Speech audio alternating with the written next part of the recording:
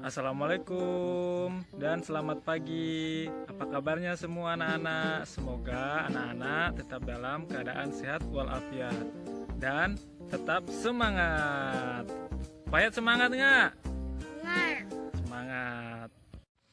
Baik anak-anak semua, jadi pagi hari ini kita belajar tentang gerak non-lokomotor dalam permainan. Nah, untuk itu anak-anak bisa lihat video gerak non-lokomotor berikut ini. Nah, ini gerak non-lokomotor memutar.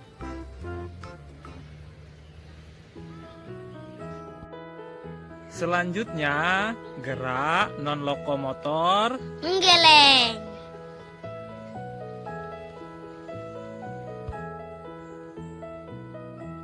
Nah, selanjutnya gerak non-lokomotor Membungkuk. membungkuk. Ya.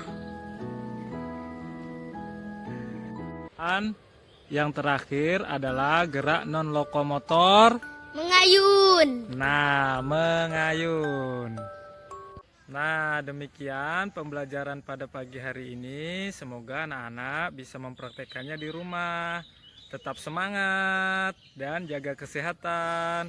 Wassalamualaikum warahmatullahi wabarakatuh.